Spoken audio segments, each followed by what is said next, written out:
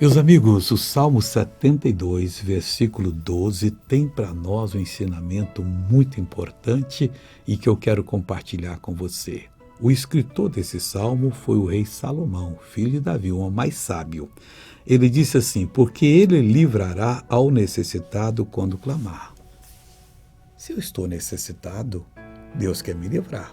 Se você está em necessidade de qualquer coisa, eu preciso de um emprego, preciso saber qual a faculdade que eu faço, preciso saber com quem eu caso, tenho que saber como é que os meus filhos vão se dar, os meus netos, e por aí afora vai, né? Como é que eles vão viver nesse mundo? Então eu vou clamar a Deus. Eu sou necessitado dessa direção e Ele vai dar para você.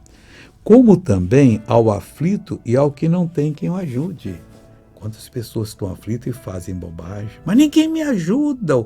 O homem paralítico do Tanque de Betesda falou isso. Ele estava diante de quem ajudava ele. Você está diante de Jesus. Abra o coração que Jesus vai lhe abençoar.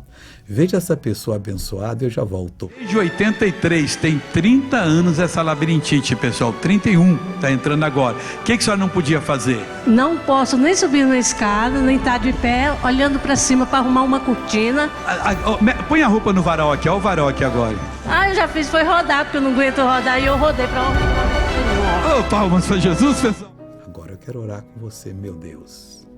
Que este versículo 12 do Salmo 72 se cumpra na vida dessa pessoa.